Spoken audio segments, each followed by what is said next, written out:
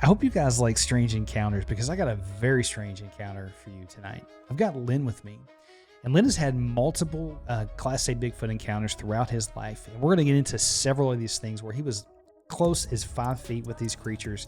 But one of the ones that stands out to me is he was out on his four-wheeler one night and watched some deer walk across this trail, and he watched a Bigfoot come out of the woodline and tackle one of these deers and caught it in the middle of hunting this thing. Really strange encounter, lots of details. So if you love that kind of stuff, I want to make sure to stick around for the whole video. It's a really good one. But before we get into it, I just want to say thanks for being here. I appreciate all the support, and I couldn't do this without you guys. If you've got an encounter you would like to send me, you can send it to me by email at mysteriesunknownpodcast@gmail.com. But let's jump right into these stories. Lynn, welcome to the show.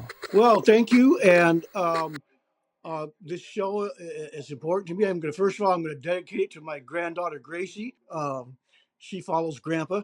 Now, I'm not the average Bigfoot witness. Since 1959 to current date, I researched into my notes and records. I have seen 16 Bigfoot, full, close up and personal. I have held hands with 2. And in my first encounter with a Bigfoot was I 6 years old, and I was picking blackberries at Ocean Shores, Washington. That's a coastal place where people go to fish, dig clams.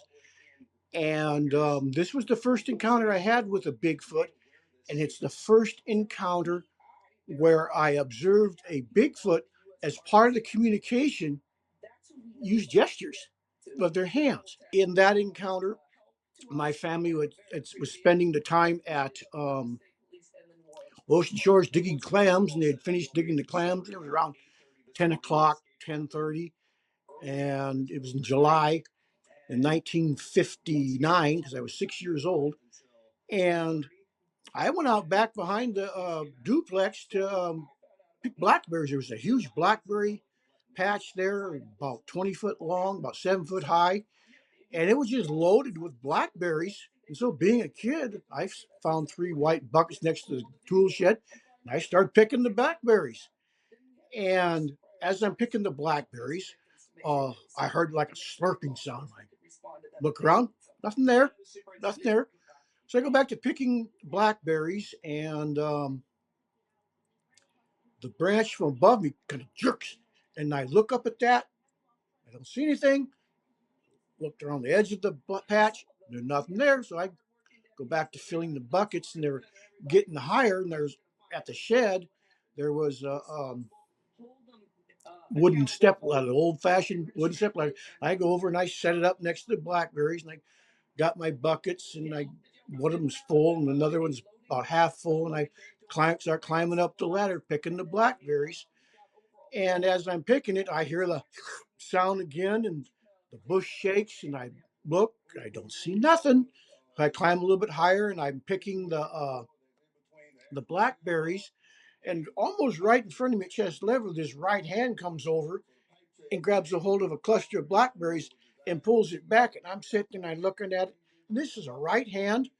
It's got 4 fingers. It's got an opposing thumb. It's got human-like fingernails. It's covered with fine black hair. The skin is black, and I'm looking at that like, okay. So I'm picking blackberries in the same area. And the hand comes back, and I reach over and I touch the hand. And the hand pulls back, and then very slowly he comes back. So being a typical 6-year-old, curious, I touch it again. The hand doesn't pull back; it stays there. And so I go to picking, and I reach up to grab a cluster of blackberries, pull them down to pick them. Up comes the right arm, the right hand, and it like this on mine, and it pulls the down, and I pick some of the berries, and I let go of it, and it pulls them over, and there's that sound again. So this goes on, and I pick more, and I move up a little higher, and I reach over to the right side. The left arm comes up. I hand it, pulls it down in front of me, and we pick the berries, and I let go, and it's still muscular arm, human-like hand, very soft to the touch, very fine hair. My hand's about 5 inches now, but 9 by 5, and it was as big as my hand is now. So I go back to picking the blackberries, and this continues. And I climb a little higher, and for some reason, I just happen to look down. And when I look down, standing there looking up at me, it's got completely black hair covered face, tan brown skin around its eyes, a flat nose, no visible neck, hair all over the body that I can see. And I'm looking at this, and my first thought as 6 years old, maybe it was an Afro American kid, but this was no kid. Who stands around picking blackberries buck naked, well covered in hair? So I'm looking at it and I'm watching it, and I reach up to pick some more berries, and it reaches up my hand, and it comes down with me, and so I'm watching it, and it's got brown eyes, black pupils. You can see the whites of its eyes, flat black Nubian nose, almond-shaped nostrils, hair on its face, no visible neck. And so, being a typical curious little 6-year-old, I look it right in the face and I go, "Can you hear me? Are you picking blackberries? The biggest and best ones are the ones up higher." And it kind of, its head that looks at me, and it doesn't answer me. It doesn't respond. It's kind of like a grunt, and I'm looking down at it, and it's looking up at me, and I'm start thinking to myself, "What is this?" And I look at it again, and I go, "Well, can you hear me?" And this motion, and I just went up with my right hand, and this is the first time I saw this. And I go like this, and I go, "Can you hear me?" Then its left hand, it taps its ear. The obvious question: it doesn't hear me, or is it mimicking what you're doing? And so I go, "Can you hear me?" It repeats it. So I figure, okay, whatever this is, it can hear me. And picking the blackberries and keep doing this and looking at each other. And and so I looked at him, and I just said to it, "How sad. You can hear, but you can't talk. Do you need a friend?" On the ear again. And this time, after it does this, it reaches up with its left hand, takes a hold of a cluster of blackberries, and like you're handing something overhand, it hands it to me. I take it with my right hand. This other hand comes up, palm up, and lays it on top of the blackberries. I put my hand right down in its hand. I take some berries and I hand it back to it. And it's like instantly we made friends. And like I said, that's 1959, and it's the first time on my first encounter with a Bigfoot that I saw them do that. And I believe that yes, he was acknowledging and communicating back to me that it could hear me. And I have learned that they can read your face expressions, your body language, and they listen very attentively to your voice inflection. We did this, and we would pick the berries and touch each other's hands and stuff. And so I really felt that we made friends, and that I had a friend. And the people in the duplex next to us um, had a big lab. And this lab all of a sudden come firing out, barking and growling. They could smell the Bigfoot. And I turned back to the left. The ladder kicks out for me, and I go bump right on the ground. My bucket berry turns over. Well, this lab and the Bigfoot, they're growling and shaking the bushes at the dog back and forth. And he comes out from the back side of the patch. And I'm sitting on the ground. I'm looking right where he comes out. He's about 6 foot tall, a little over, maybe a little bigger, all black. And he's got to go, he's going down the trail that goes into the woods behind the duplexes. And there's a Douglas fir tree with a 4-inch thick branch going across. He reaches up and hand up like this. He snaps that branch off, hits it on the ground, and like this turns and looks right at that dog. He's going to hook that dog. Well, meanwhile, there's people screaming and hollering to my left. and they're trying to get the dog. And the Bigfoot just goes down the trail. He drops the stick on the trail, and there's a little dip and a stump, and he squats down behind the stump. I'm sitting on the ground looking under, and I can look at him, and he's looking at me. And the people come out, and they get the dog, and my mom and grandmother come out, and they want to know what's going on. And the guy says a bear was there, and the dog charged the bear to protect your kid. What bear do you know walks upright on 2 feet, has a opposing thumb, can break a branch like this, pulls it like a club, and turns sideways to whack it like he's going to beat the dog? And so I get escorted into the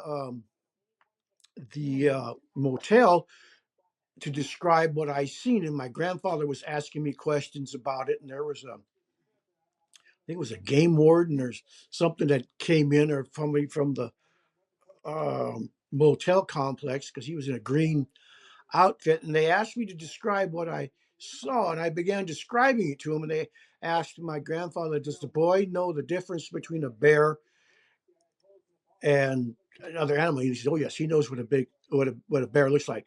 And they asked me, "Did it have a muzzle?" And I go, "No, it had a face." And they says, "Where were its ears?" And I reached up to my grandfather, and I touched him on the ears, on the side of his head. And he said, "Did it have?" I repeat again, "Did it have a mouth?" I said, "No, it had a mouth. It had a chin." I touched my grandfather's chin, but it didn't have a visible neck, and it was black. And somebody's there said, "He's describing a Sasquatch, a Bigfoot." And that's when I first heard that term. And that was my berry picking friend. My uncles had went outside, and they brought in two of my buckets of berries. And I told them that the third bucket had fallen on the ground, tipped over, but it was between the open legs of the ladder. So they went out there, and they went behind the berry bush, and there on the ground was 13 to 14 inch, like quadruple E wide bare footprints with a little dirt across between it. And like I said, who picks blackberries barefoot? And the trail led down to her, tracks right down the dirt to where it went off the trail. They actually dropped the stick there. I actually kept that stick for years, um, and it came back. So they followed him back, and the bucket of blackberries have been stood up. Most of the berries put back in it, and they picked that up. And as I say to people, what would a friend do but come back to check on you? And that was my first encounter uh, with a Bigfoot. I made friends with that one, and I believe truly that because of that experience when I was 6 years old, that Bigfoot remains connected to you. I have seen many Bigfoot uh, from that time on. Another incident of where I saw them use their hands to communicate was at Mount Adams Killing Creek. I was about 9, 10 years old. This was like 60, in the 60s, mid 60s. We were vacationing there, and fishing in my dad's vacation. And I was back at camp, and there were huckleberries, and I liked huckleberries. So I asked my mom if I could go pick huckleberries. So I needed a Tupperware bowl. So I got the Tupperware bowl, and I went off to pick the huckleberries. And during the time picking huckleberries, I encountered a pregnant female Bigfoot. And at one point when I was watching her, I was getting ready to walk back after she stood up. I had the bucket in front of me. I had made a bag out of my t-shirt to shake huckleberries in. I put them in the berries and smoothed them over with my left hand. And the pregnant female Bigfoot, she put her hand on the bottom of her stomach, right hand, took her left hand and went over the top of her stomach, just like I did on the bull. Was she asking me to share the huckleberries? Maybe. Was she communicating to me that she was pregnant or just imitating the bull? And my thoughts about that over the year was that since she was watching me for that period of time, is that I believe she was a first time mother. What would a mother, human mother, do at the same time? Like you're having a 9-year-old thoughts process here, but would go to like a playground or something and watch what other children do. And I've never been afraid of a Bigfoot, never. And so that was the second incident where I'd seen him communicate with gestures. And now the one that you and I were discussing, and I discussed this one with Ernie. It happened in October 19th in the year 2000. And I was camped, or we've been camping since 1951, deer hunting, and I was all dressed up. My quad is warmed up. It was about 6:45 in the morning. So I jump on the quad and I go up the skid road to the main road and I turn left and I start going up the main road. And I hadn't gone about a quarter of a mile, and here's a string of deer coming up the side path up out of there's a canyon with a creek at the bottom. They're coming up the trail, walking right towards me. So I back off the throttle and just let it coast. And at the edge of my lights, I look up and I get two golf ball side amber red eye reflections coming back. And I look at that, and all I see is this big form dive off the side of the road. I get the side of a head that's like an arm and a hand or a paw, and it disappears over the side of the hill. And I go, that's too tall for a bear. And so I just idle the quad to a stop, kick it out of gear, put the brake on, and I just reach down and shut the power off. Lights go off with it. And so as I'm watching, the more deer come up out of that canyon and start crossing the road. Some go down beside me, some come to the right. They're just milling around me. And I hear what sounds like big, heavy footsteps coming across the creek. And more deer come up and it's starting to get a little lighter. On my left side is a big, giant granite boulder with a slash pile up against the side of it. And this is a basic logging road. And I'm kind of in the middle, faced a little bit to the right of like a 1 o'clock position. It's cloudy. It's like I said, it's not quite legal shooting time, but it's in that early light where you can see. And so I'm sitting there and I'm watching these deer mill around, and I'd heard the steps and I'd heard some coyotes off in the background and something else howl. And I'm just listening to this and I'm watching the deer. I'm in the shadows. And about this time, five more deer come up, and the one in the lead is a 3x2 mule deer. And he walks to the other side of the road, turns around, drops his head, paws the ground, snorts. And I go, this is my lucky day. And his bad day, he doesn't see me sitting there. And I step off the quad and I open the action of the 270 and I put two in it. And I, like I said, I'm a foot away from that quad and I'm waiting for him to step off that logging road and get a little bit lighter. And I'm watching him. And while he's doing this, out of the corner of my eye,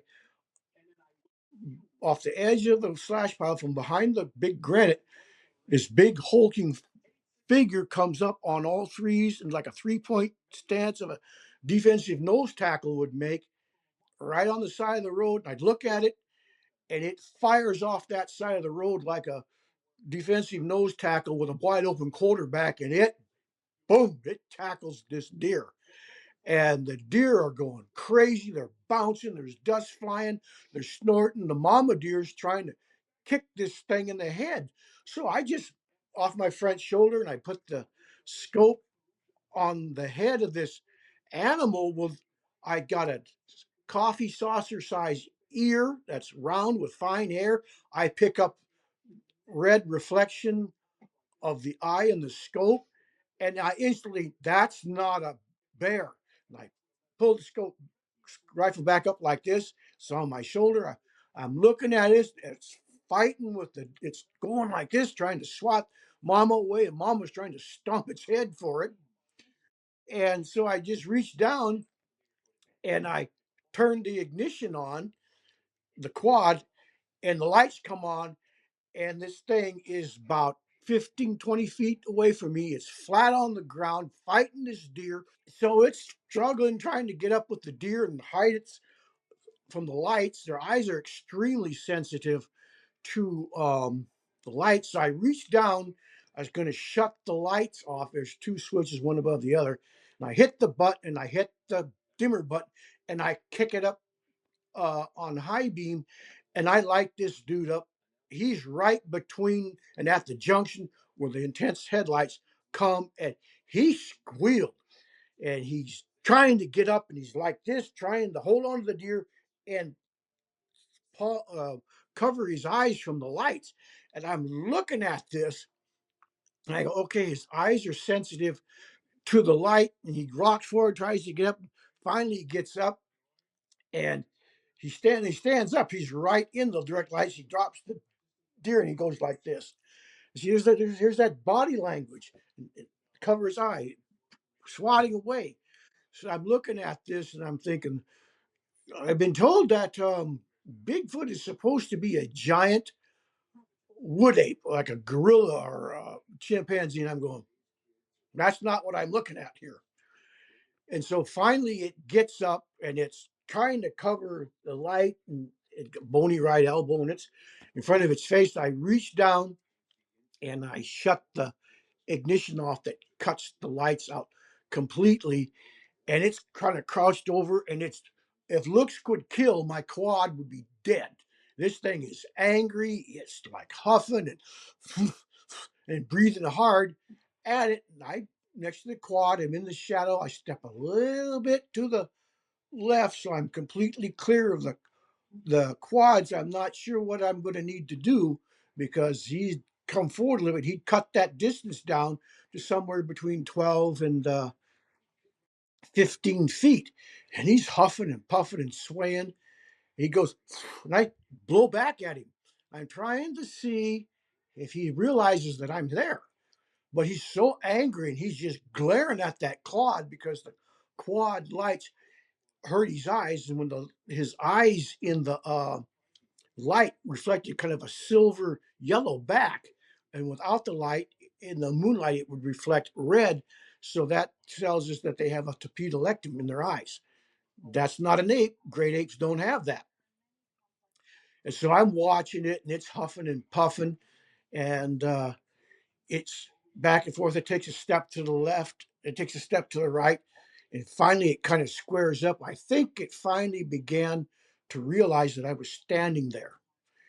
And I got the rifle on that front shoulder, and I sit there and I say very softly to it, God and myself, don't you do something stupid.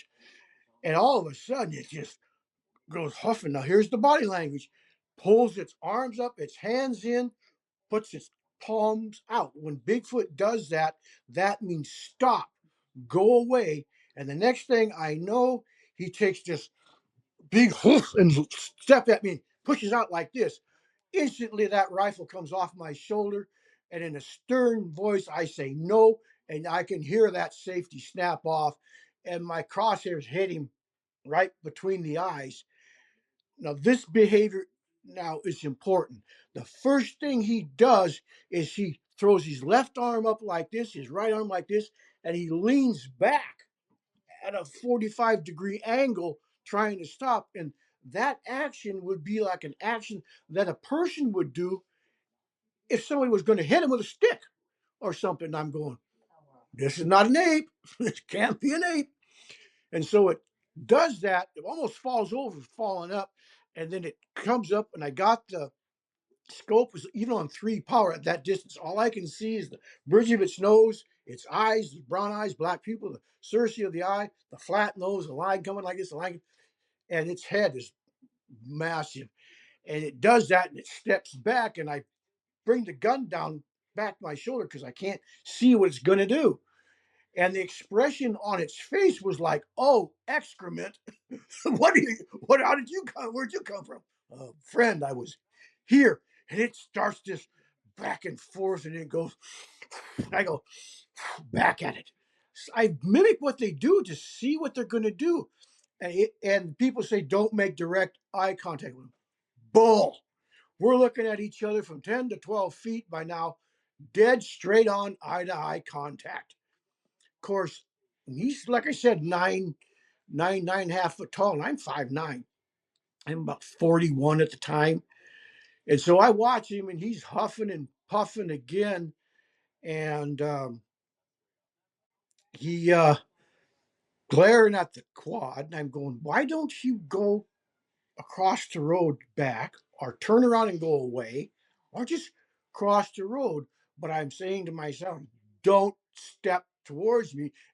You're not going to intimidate me because they try to intimidate you. I have the gun, you don't. And I'm not intimidated by them. I've been around Bigfoot before, but this is the first time I've ever seen uh, a male Bigfoot make a bluff charge at me. And so I'm sitting there and I'm watching him, and he starts to move, and he does that kind of shorter version of it at me again. I snap that rifle up, kick that safety off it. It's right on the bridge of his nose. And this time I say, please, Lord, don't let him take another step, because I got a 270 with a 130 grain bullet going 3,010. He's 12 to 15 feet off that barrel. Crosshairs on the bridge of his nose. I'd have blown his head off. And at that time, there was no better shot on that mountain than me. And his next reaction, again, here's the behavior. He goes back like this, and he throws his hands up like this. And I'm going, this is no damn wood ape. This has to be a prehistoric human. This body language is more human like. Of course, Bigfoot does have an ape and human like appearance, and they show behavior traits of the same kind. And so we go back to watching each other, and I move a little bit more to the left. It's getting a little bit lighter. I shake through the hips and come back on balance because I can shoot off the point of my left finger. And he's watching me, and he again step to the left, my right, glares at the quad again, and I'm going, he is some reason just super angry at that quad. I learned over the years they don't like quads. Uh, and then he starts back to the right, and then he takes a quick step to his left, and then a quick step and squares up right in front of me, and I'm going, up comes the gun again. This time I don't give him a warning. The safety comes off. I take a breath. I let half out, and I'm going to hit him. He's closed that distance to 8 to 10 feet. And now here's the key behavior. This time he jumps back. He throws his hands up like this, palms up, palms out. He starts doing this, waving his hands back and forth, and then he's waving his hands like this, and I can read that body language. No, no, don't shoot, don't shoot.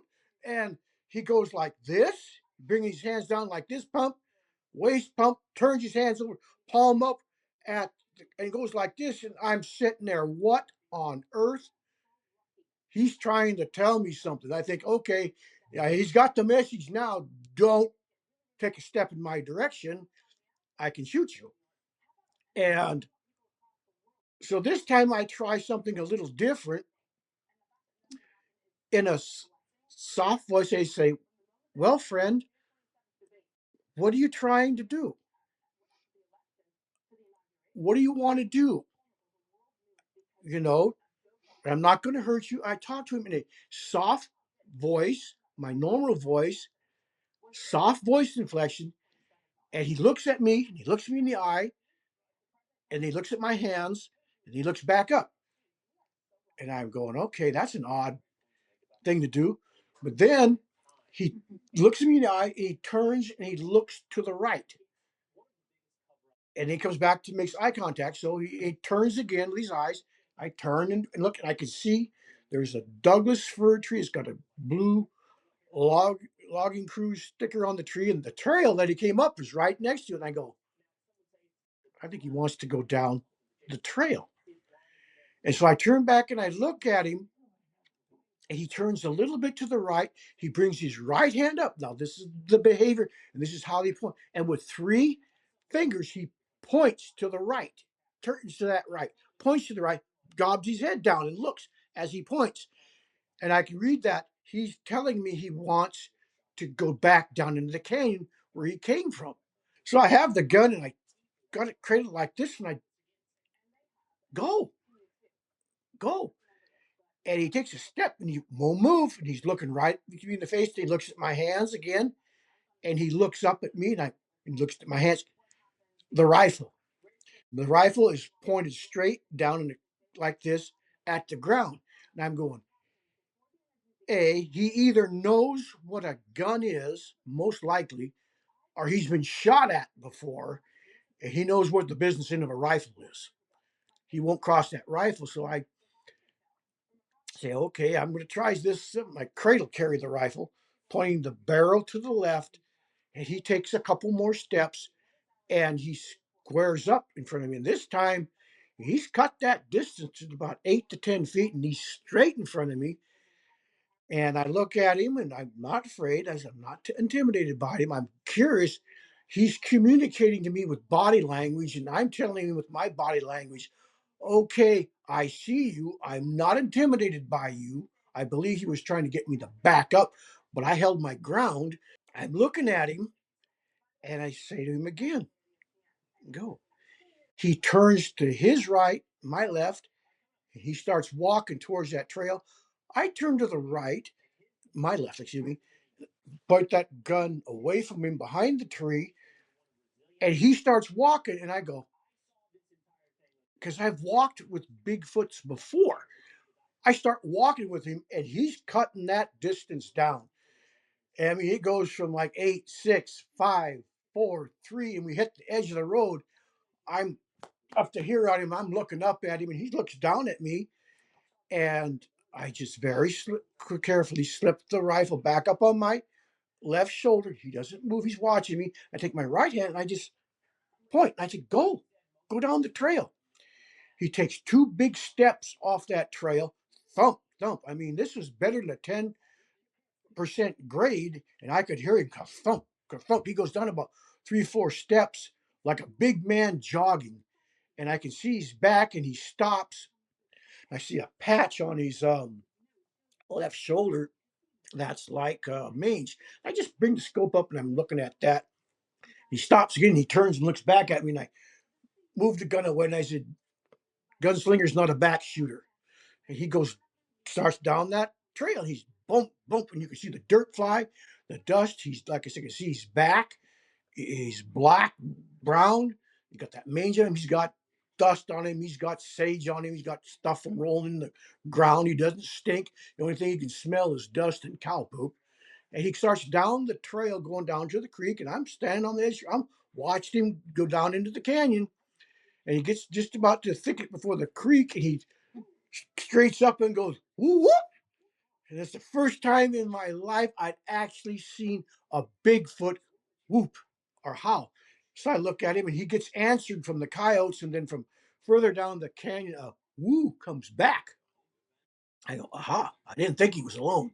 It was a hunting party, and I just happened to be between the two. And because of the positioning of the rock and the slag pile, and where my quad was parked in the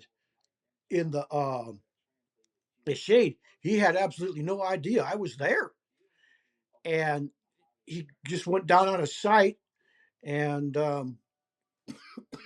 I walked back to the quad, emptied the chamber in the magazine, put it in, stepped up on the quad, and I looked up. And I said, "Thank you, Lord," because I did not want to shoot it. I had no reason to shoot it. Of course, I could have ended the discussion right there, October 19th, 2001, in 1/100,000th of a second. I could have killed him. I had no reason to kill him. I did not feel threatened. And to this day, he hasn't, or any other Bigfoot in that area, or any other, has ever made an aggressive move at me or bluff charged me. I believe they communicate between their families, and I've seen him like twice before, twice after that time, once by myself and once with my wife. He's now like 10 foot tall. He is, I believe, the oldest son of the family of 7 that lives in that area. And since 2000 to present date, I have seen all 7 members of that family. Another occasion where I seen Bigfoot use their hands in communicating. I came up and I spent some time in a Huckleberry patch with a family of 4 Bigfoot, a mom, a toddler, a juvenile, and an adult male. This was also a first time encounter with a family of Bigfoot that I had. And I believe, like I said, because I made friends with that one when I was 6, I believe they recognize you from the time they make friends with you, and the family group that they're in communicates that. They choose people who they communicate. But during this encounter with the Bigfoot, while sitting down, I was eating huckleberries, picking them off the twigs and eating them like this. And the mama Bigfoot was watching me, and she'd pick them and go, drop it. So I tried it, drop it. Okay, we're watching each other.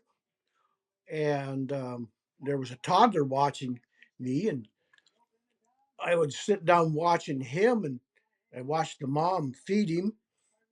And I just happened to put my hand like this on my knee on top of the bush. And this little stinker, little toddler, he's about 15 feet away. He goes and does the same thing back. Okay. Him and I spend a long time gestures with our hands. Stick your leg out, stick your leg out, lean right, lean up, down. We were playing. Now, was he mimicking me? I think he was just playing with me, having fun. I was having fun with him. At one point, I put my hands on the hat like this, and I come up and I looked at him and I pointed at him. And I, in a soft voice, I said, I see you. Mama, who was sitting 8 feet from me, she whirls around and backs up, throws up dust, and she had the surprised look on her face. And I believe that was the first time she'd ever heard a human talk within 10 feet of her. And so I'm watching what she does, and the toddler dropped down behind the bush, and he whimpers, and I could hear it. He puts his hand out, palm up like this, and I'm going, I remember the Diane Fossey and Jane Goodall documentaries on gorillas and chimpanzees. And I go, I've seen that before. And like I said, there again, there's that human and ape like behavior. And so the mom turns around and she puts her hand out like this, and she takes the toddler's hand. And they some soft vocalization. And so okay, I take a deep breath. I look past her and I put my left hand out like this. And she turns around, looks at me. She's on all fours, and she starts coming towards me. And I just sit still. I'm not going to move. I'm not going to make direct eye contact. And I got my hand out like this, like the baby did. And I've seen chimps and gorillas do that for reinsurance. So I'm going to try and offer her reinsurance, is my thought. As she gets a little closer, I'm thinking to myself, now, is this a wise choice? Because she's big enough. She was like 7'6", and she's big enough to grab me and throw me from there into the lake. And that was not something I would like to have happen. But I kept that hand out there, and she comes over and she takes my hand. Here's my hand, her hand. She takes her hand and goes like this over mine. My hand is 5 inches from here to here. It fit between the joint of the thumb and the first figure. Her fingers wrapped around and could touch the back of my wrist.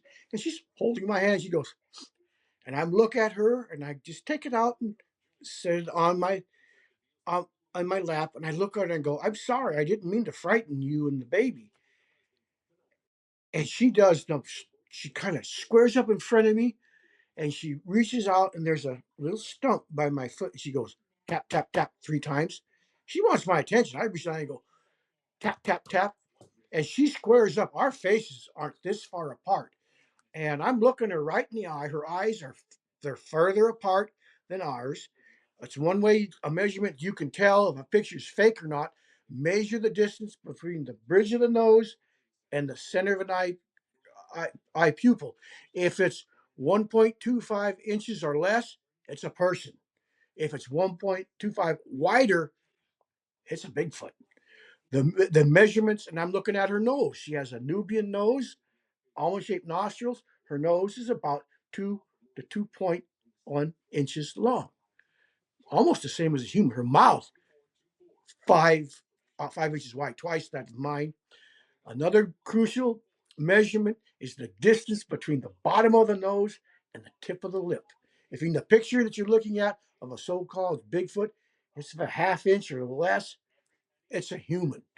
If it's 2 inches or around there, 2 inches, that's a Bigfoot. Plus, there's the intermediate measurements. So I just looked at her, and I'm watching her, and she does the most incredible thing. She sits back down on the ground. We're arms length apart. And she goes back to feeding, and I'm watching her, and I'm watching the toddler. And here's another communication that he does.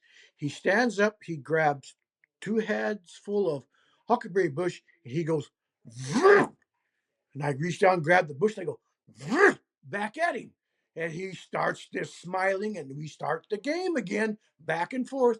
Mama sits down, and sometimes she enters into it and does the same body language, bend over, peek out behind the hat. Um, she yawned at one time. I yawned at one time. When she yawned earlier with the encounter, I was able to see her teeth. Her teeth are just like ours. They're only thicker and bigger. So we're playing, and this is going on. And she has this very human-like expression on her face. She looks at me, looks at the toddler, looks at the toddler, looks back at me, and this expression on her face is like, will you two kids ever grow up? So being a teenager, 19 at the time, I look her right square in the face and I go, obnoxious big sister. First thought that came to my mind.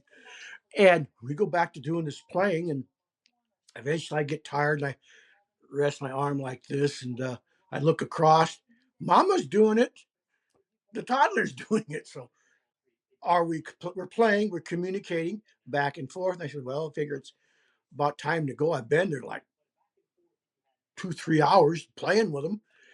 And finally she taps the ground twice. I tap the ground. She wants my attention. I look at her, and she turns around and she reaches out and scoops up the toddler, and she goes over the hill away from me, and down the hill is of the thicket of huckleberries. It's a big fir tree. And I figure she's going to put that fir tree behind me, cut left or right, and go straight away. And as she gets before that tree, she stands up, and she's easily 7'6" or taller. And as she gets to the tree from the left side, I see another Bigfoot head come across.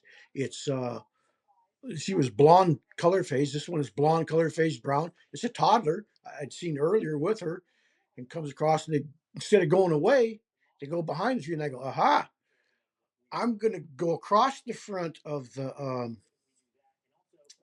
patch, because there's another trail over there that crosses the road, and sit down and see if they come up. So I scoot over there real quick, and as you're going to sit down, I get hit with like a fur going on my hand and stuff coming out of the tree. I never thought to turn and look back to my right. And as I sit there, I look to the left, and 10 feet away from me, there stands a 5 foot tall, blonde color phased, uh, black on its hands, female, juvenile, Bigfoot. And it's looking at me. It's kind of its mouth kind of open. You see its teeth. It had this bashful expression on its face, like a 9, 10-year-old girl is bashful. You're surprised at seeing you. And about this time, I hear this big bark, like Rah! And crash goes a tree. And I turn back and look, and there's this big male back Bigfoot. He takes up the hill of the tall uncut. I'd seen him earlier in the day at the first of the encounter. And I go, that's a distraction. So I turn and look and make eye contact with the little one, juvenile. She whirls around, takes off running down the hill and comes around. And as she comes around, this big blonde brown streak comes out of the woods, like 20 feet from me. And that's the mom. And she takes off running downhill. Now, here is the body language. That head does not move at all. It's steady, it's fluid. She's taking 12 to 14-foot strides, and she hits us packs of Douglas fir saplings, and the stuff just flies. And she goes over. She's stepping over log stumps and rocks that we'd have to climb over. She goes around and stops below me, about 50 feet, 50, 70 feet below me. And she's looking up. I can see her breathe. And I'm just sitting there watching her.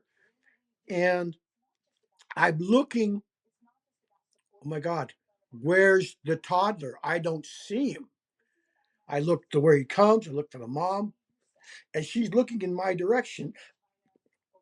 I can hear a vocalization, but I can't make it out. But I can hear that she's making a sound. So I keep looking, and she looks at me, and she kind of drops her gaze, and I look down about 2 feet away, but 10 feet down, there's a little bunch of huckleberry bushes, and I see a butt and crossed feet sticking out the other end. I see the little faces like this, and it's looking at me. There's the toddler. I thought that Daddy had scared it off because he was screaming and throwing down trees. And so I still kneeling, and I just look at it and I point at it. I see you, and it looks at me and it pops right up on its feet and it's looking at me, and I just hold still. And it's looking in the direction where the male would. It lets out this sigh. And it's looking around, and the toddler Bigfoot looks different. Their head appears to be too big for their head. They do have a short, visible neck. He had short black hair all over his head, kind of like a crew cut. He had short, fine black hair on his ears. He had golf ball size eyes, brown. His hair was black, but on the under part of his arms and his belly, you could see his skin. The skin tone was a pasty white to like a natural colored um, tan deer skin. And so I'm watching him, and he's looking and sighing. I says, I can read this body language. He's looking for mama. And so I look at him, and I put my hand up, and he looks at me, and I go real slowly and make a point, and I point down the hill. He looks at me, he goes like this into a point, and he turns his whole body in the direction I'm pointing down the hill. He whirls back around. He's got this big glowing grin face, and I can read that body language. You found my mommy. And he looks at me, and his nerves kind of gave in. He whirls around, and he takes off running down the hill. And there was a log in front of him, and he stiff armed it and vaulted it. And when he came up in the air, he pulled his feet up, his toes were splayed, and he hit the ground running. And then I just about died laughing by watching the body language of how a Bigfoot actually runs. His right leg would come up, out to the right, forward, and the foot landed flat on the ground. The left leg up, around, and down. They don't walk like we do. Their leg comes up, around, and down, where we walk with like a noticeable kick or pole vault over the knee. They don't walk like us. They run more like and walk like a bow-legged cowboy. Simplest way to say it. He off down the hill, and he comes up to his mom, and he hands up like this, and she just puts a hand on him. They're vocalizing back and forth. I can't make it out totally, but I could understand that body language. Pick me up. So I stand up and I'm just watching him, and she turns a little bit to her right, my left, to face him. And like a toddler does, he gets a hold of the hair on his mom's leg, and he disappears in behind his mom. And I'm just standing there watching. They're standing there, and pretty soon he the treeline out from behind his mom. And when he does that, I point at him, and in my normal voice, I say, I see you. And he disappears behind his mom, and she's looking at, and I can hear the vocalizations again. And so I watch, and all of a sudden he leans out from behind his mom and he points like we'd point up the hill right at me. She turns and squares up at me, and she and him make this 4-syllable vocalization at me. And then they turn and go down the hill. And I was kind of, like this. And like a 4 or 5-year-old toddler with like one hand on mom, it does a toddler wave back at me, and they go down the hill into the woods. Now, that's not the behavior of what we consider a great ape. Yeah, man is a hybrid hominid or a primate, etc. But I truly believe that a Bigfoot is a separate species, a human ancestor, actually, I believe genetically closer to us than a chimpanzee. And from the studies of, and what's been let out on the studies of the DNA on Bigfoot, the female DNA is a 100% match to a modern human. I don't know about you, but that encounter left me with so many questions. And one of the things we're going to do is Lynn's agreed to come into the comment section and answer any questions that you guys have for him. So if you have a question for Lynn, make sure to drop it in the comment section. He said he's going to get on there and reply to everybody's comments. So I appreciate him coming on, and I hope you guys enjoyed that as much as I did. It's a strange world, guys, and there's a lot of things that I don't understand, but I have built this platform as a safe place for people to come and share their encounters, whether you're on the woo side of things or the flesh and blood side of things. That really doesn't matter to me. What matters to me is that you have a safe place to share those encounters, and that you are brave enough to come forward and share it, because it's not always an easy thing to do. But I couldn't do this without you guys. I appreciate all the support. I really do hope you enjoyed that as much as I did. And I really do appreciate everybody out there. And hopefully we'll get some answers. And, that encounter, could you imagine sitting there and seeing a deer and watching the Bigfoot come out and grab a deer like that? That absolutely would shake you up. These things are 100% life-changing, and I am so fortunate to have a front row seat to hear these. So I appreciate you guys. I'm going to say it. Can't get off here without saying it. Stay prayed up. We'll see you in the next episode.